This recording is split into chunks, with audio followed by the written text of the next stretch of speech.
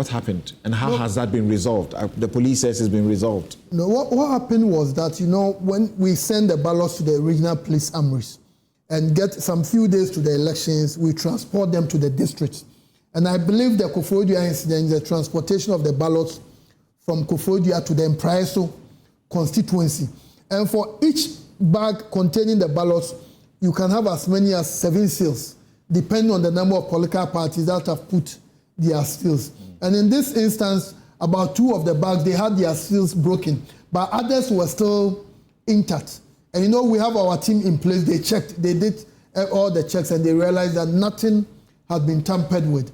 And we saw it, and we were like, this is not something we should even create any news attention. But we also concede that the nature of our adversarial democracy, our competitive democracy, is such that if you are not very careful, and I know per the work you are doing, you have had your fair share of those issues. When you think you are objectively doing your work, but others will try to interpret that to mean that you are doing something A, B, C, or D in that order.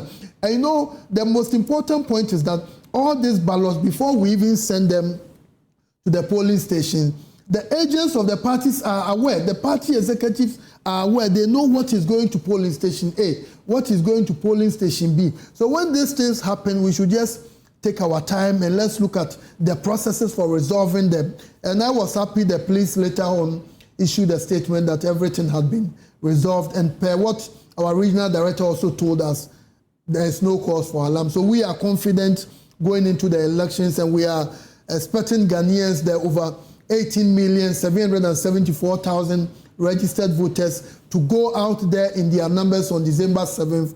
In 2020, we had a turnout of a little over 79%, and we are hopeful that they will go out there in their numbers so that maybe we can even do more than 80%. Okay. Right. Now let me